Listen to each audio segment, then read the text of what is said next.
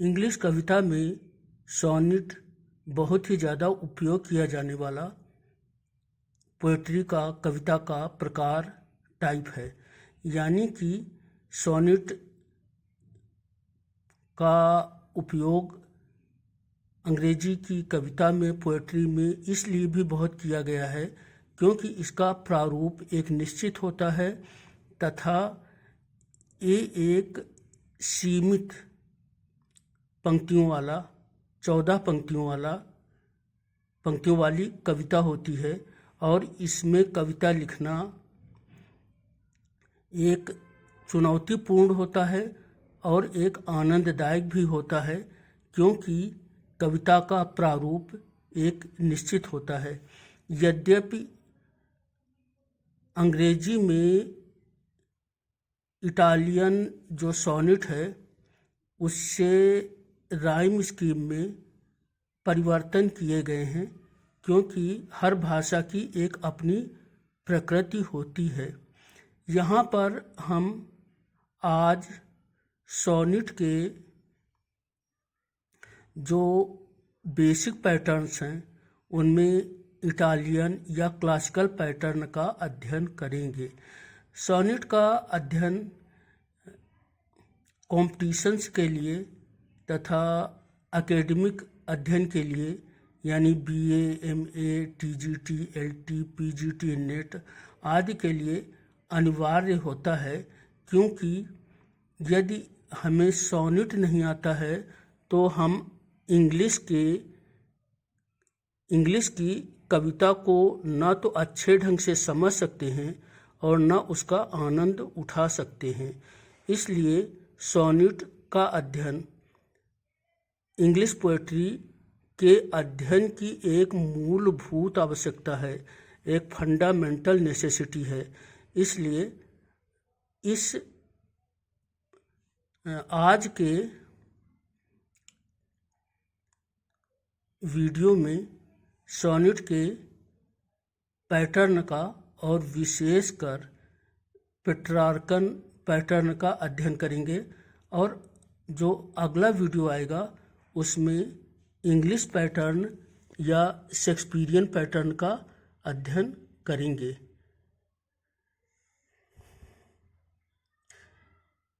आइए इसका हम विस्तार से अध्ययन करें। Structure, rhyme scheme of sonnet follow rhyme scheme of sonnet follows two basic patterns। यानी सोनेट के राइम स्कीम जो है दो बेसिक पैटर्न्स को फॉलो करती है। 01 द इटालियन पेट्रार्कन क्लासिकल, यानी जो पहली बेसिक पैटर्न है वो इटालियन पेट्रार्कन या क्लासिकल है।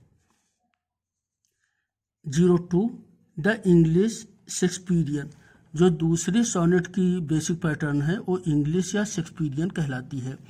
The Italian sonnet, Italian sonnet equals octave 2 into 4 equals 8 lines plus sestet 6 lines. यानी इटालियन जो सोनेट है या जो पेट्रार्कन सोनेट है उसकी संरचना में दो भाग होते हैं। एक भाग को ऑक्टेव कहा जाता है, ये 8 लाइन्स का होता है, और दूसरा भाग सेस्टेट कहा जाता है, ये 6 लाइन का होता है। अब जो ऑक्टेव होता है ये 4-4 लाइन के दो क्वार्ट्रेंस से बना होता है। यानी ऑक्टेव में 2 क्वार्ट्रेंस होते हैं और एक क्वार्ट्रेन में 4 लाइनें होती हैं। तो देखते हैं, octave has 2 quatrains, each quatrain is rhyming ABBA। यानी ऑक्टेव में 2 क्वार्ट्रेन्स होते हैं और प्रत्येक क्वार्ट्रेन की जो राइम स्कीम होती है ABBA होती है। अब यहाँ पर कुछ वेरिएशन होता है, कुछ में तो राइमिंग ABBA होती है और कुछ में राइमिंग जो दूसरा क्वार्ट्रेन है उसकी चेंज हो जाती है, तो थोड़ा वेरिएशन पाया जाता है। जैसे वर्ड्सवर्थ की कविताओं में जो दूसरा क्वार्ट्रेन है उसकी राइमिंग स्कीम पहले क्वार्ट्रेन से भिन्न होती है, लेकिन दोनों क्वार्टरेन होते हैं और ऑक्टेव 2 क्वार्टरेन से मिलकर बना होता है। सेस्टेट, सेस्टेट है 6 लाइन्स, यानी सेस्टेट में 6 लाइन्स होती हैं। सेस्टेट में 6 लाइन्स होती हैं। It has varying rhyme schemes, it has varying rhyme schemes, इसकी जो राइम स्कीम है वो थोड़ा सा भिन्न भिन्न होती है, वेरी करती है। इट मे हैव 2 टर्सेट्स, इसमें 2 टर्सेट्स होते हैं। Rhyming CDE CDE, CDE DCD, CDE DCE, CDC DCD, यानी 2 टर्सेट होते हैं। अब इनके राइमिंग स्कीम जो है वो भिन्न हो जाती है, कभी CDE CDE होती है, कभी CDE DCD होती है, कभी CDE DCE होती है, कभी CDC DCD होती है। अब ये जो CDC DCD है इसे CD CD कहकर भी कह सकते हैं, CDC DCD। अब सेस्टेट को यहाँ पर 4 इसकी जो भिन्न भिन्न राइमिंग स्कीम्स हैं वे दी हुई हैं, जैसे CDE CDE, CDE DCD, CDE DCE, CDC DCD। तो ये एक बाहरी स्ट्रक्चर हुआ कि जो सोनेट होता है वो ऑक्टेव और सेस्टेट से बना हुआ होता है। अब इसकी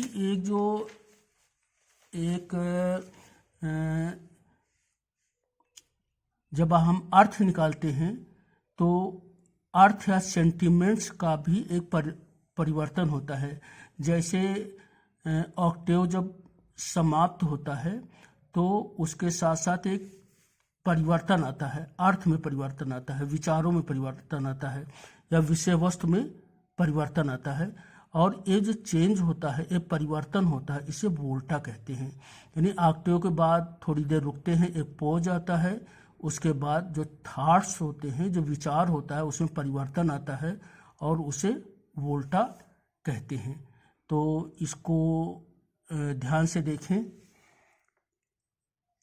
वोल्टा, टर्न इन द थॉट और volta at the end of the octave, that is after the 8th line there is a well marked pause. यानी ऑक्टेव या 8वीं लाइन के बाद एक सुस्पष्ट एक पॉज आता है, एक रुकावट आती है, इंडिकेटेड बाय द पंक्चुएशन। और जब पॉज आता है तो वहाँ पर एक जो पंक्चुएशन मार्क्स है, जो कामा है, वो लगाया जाता है। And often emphasized by a space followed by a volta और टर्न इन द थॉट। तो पॉज के बाद जो विचार है वे उनमें एक परिवर्तन आता है, इसे वोल्टा कहते हैं। Which implies that the thought though it has not been dropped is given a new application. तो ये वोल्टा जो है बताता है कि यद्यपि वो थॉट उसको जो है छोड़ा नहीं गया है, लेकिन उसमें एक नया मोड़ आ गया है। और समराइज्ड, या वो जो थॉट है उसको एक संक्षिप्त किया जाता है, उसको संक्षेप में व्यक्त किया जाता है।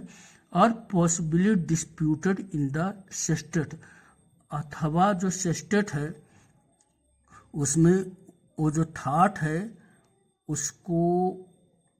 उसके विरोध में कोई बात कही जाती है, या एक कॉन्फ्लिक्ट आती है, और यही कॉन्फ्लिक्ट इसको रुचिकर बनाती है।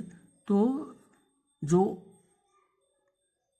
ऑक्टेव होता है उसमें एक टर्न आता है और एक परिवर्तन आता है जो कि वोल्टा कहलाता है।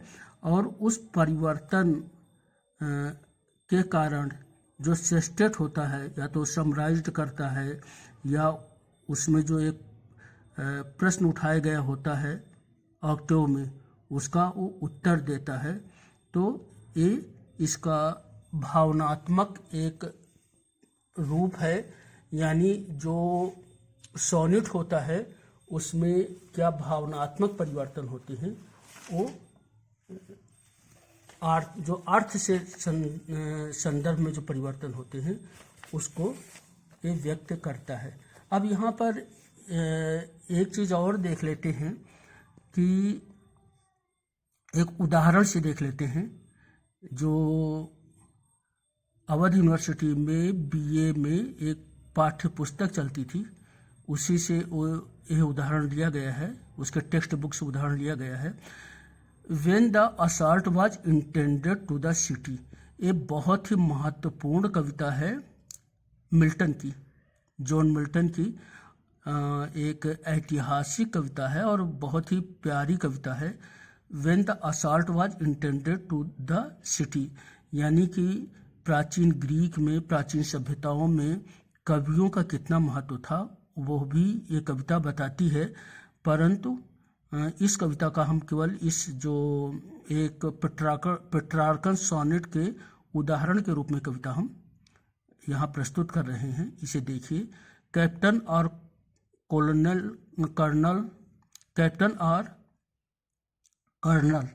Are knight in arms who chance on these defenseless doors may seize, if deed of honor did thee ever please, guard them and him within protect from harms. He can requite thee, for he knows the charms that call fame on such gentle acts as these, and he can spread thy name over lands and seas, whatever climb the sun's bright circle warms. Lift not thy spear against the muses' bower, the great Emathian conqueror bid spare the house of Pindarus when temple and tower went to the ground, and the respected heir of sad Electra's poet had the power to save the Athenian walls from ruin bare. अब यहाँ पर आप देखें, पहली जो 4 लाइनें हैं इनकी जो राइम स्कीम है, तो arms A, seas B, please B, harms A B B A है, और ये पहला क्वार्टरेन हुआ। Arms A, seas B, please B, harms A B B A. दूसरे क्वार्टर में देखें, charms A, these B, seas B, warms A, तो इसका भी ए बी बी ए है।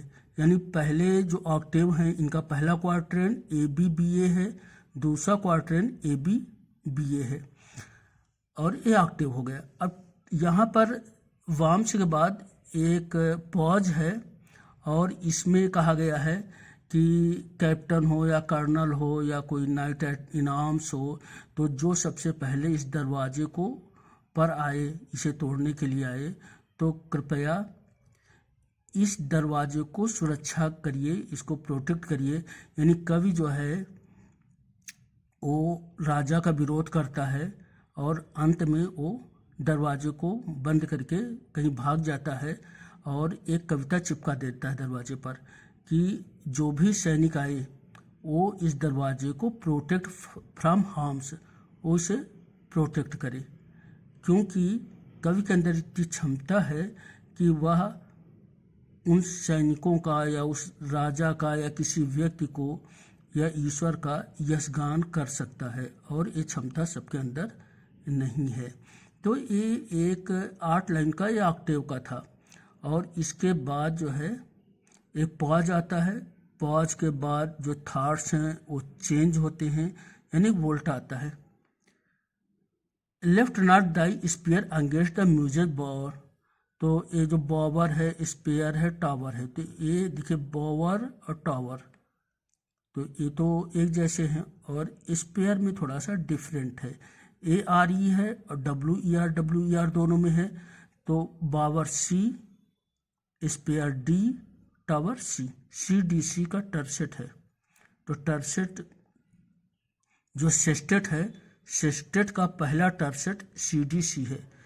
फिर दूसरा एयर, तो अब एयर कैसा हो जाएगा, स्पेयर जैसा होगा, तो D पावर ए बावर जैसा होगा, सी बेयर ए डी हो जाएगा, एयर जैसा होगा।